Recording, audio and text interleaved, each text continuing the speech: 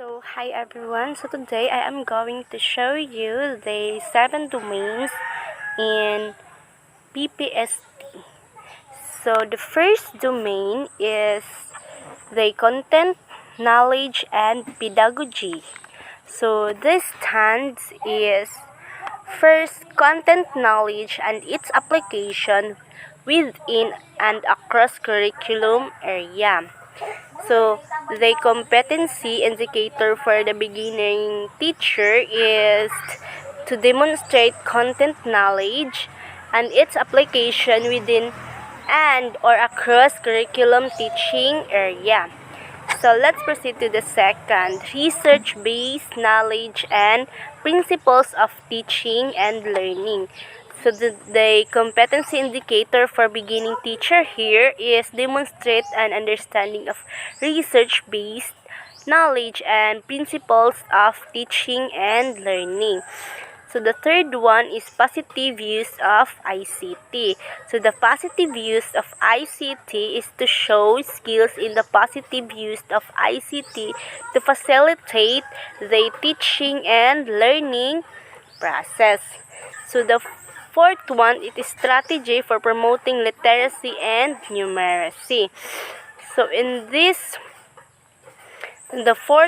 fifth one is the strategies of developing critical and creative thinking as well as other higher order thinking skills. Apply teaching strategies that develop critical thinking and or other higher order thinking skills. Let's proceed to the mother tongue, Filipino and English in teaching and learning. Then classroom communication strategy. That is the stand and competencies indicator for beginning teachers in the domain 1. Let's proceed to the domain 2. Domain 2 is the learning environment. The stand is learner safety and security. The competency indicator for the beginning teacher is to demonstrate knowledge of policies, guidelines, and procedures that provide safety and secure learning environment. The fair learning environment is demonstrate understanding of learning environment that promote fairness, respect, care to encourage learning process. Let's proceed to the management of classroom structures and activities. We need to demonstrate knowledge of learning environment that motivate learners to work productively by assuming that their responsibility for their learning. Support for learner participation. We must need to support the learner participation so that we can enhance their learning environment or learning process. Promote of purposive learning. Demonstrate knowledge of positive and non-violent discipline in the management of learners' behavior. The last one is management of learner behaviors. That is the stand and competencies indicator for beginning teachers in domain 2. Let's proceed to the domain 3. In domain 3, there is a diversity of learners. The stand and competency indicator for beginning teacher is the first is learners, genders, needs, strength, interest, and experiences. Beginning teacher must demonstrate knowledge and understanding of differentiation teaching of to suit the learner's gender, needs, interests, and experiences so that the learner can enhance their ability, or the teacher must know wider for the characteristic of the learners. So the second is learners' linguistic, cultural, socio-economics, and religious background. So implementing teaching strategy that responsive to learning linguistic, cultural, socio-economics, and religious background. So teacher must implement teaching strategy that belongs to the learners background. So let's proceed to the learners with disability, giftedness, and talent. So this beginning teachers need to use strategies that responsive to the learners with disability, giftedness, and talented. So teacher must need to to to to to apply different strategies that fitted to this kind of talent or behaviors. So let's proceed to the learners and difficulties circumstances. So the third one is learner from indigenous group. So beginning teacher must demonstrate knowledge of teaching strategies that are exclusive of learners from indigenous people. So teacher must implement or demonstrate the teaching strategy that are fitted to the indigenous group only, so that they can both communicate or interact with each other. So let's proceed to the domain 4. So in domain 4, the curriculum and planning. So the stand and competency indicators for beginning teacher is planning and management of teaching and learning process. So prepare developmentary sequence teaching and learning process to meet curriculum required. So teacher must need to prepare developmentally the teaching and learning process so that they can meet the curriculum requirements that they need to apply in the class or in the teaching and learning process. So let's proceed to the learning outcome aligned with the learning competency.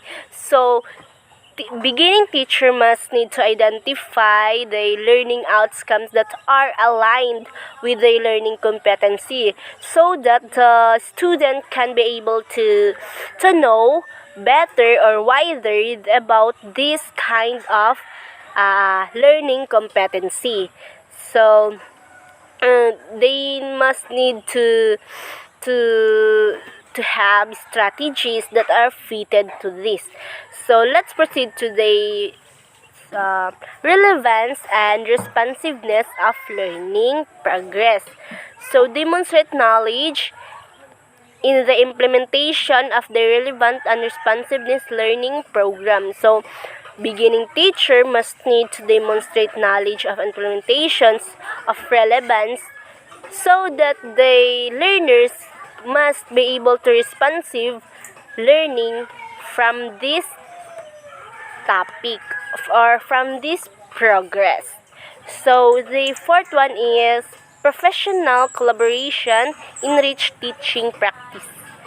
So seek advice concerning strategies that can enrich teaching practice. So teacher must need to enrich or give an advice or strategies that the learners can know or able to apply these practices in their learning process. So teaching and learning resources including ICT. So show skills in the selection, development, and use of variety of teaching and learning outcomes, including ICT to address learning goals. So that's that is the competencies indicator for the beginning teacher and the curriculum and the planning. So let's proceed to the domain 5. So in domain 5, there is a assessment and reporting. So the stands and competency indicator for beginning teacher is design, selection, organize, and utilize of assessment strategy. So beginning teacher must demonstrate knowledge of the design, selection, organization, and use of diagnostic, formative, and summative assessment strategy to fit or to apply in the teaching process. So second is monitoring and evaluations of the learner progress and achievement. So beginning teacher must demonstrate knowledge of monitoring and evaluation of learners' progress and achievement using learning attainment data. So the beginning teacher must need to give the evaluation of the learners if they have difficulties from this learning outcome. So let's proceed to the feedback to improve learning.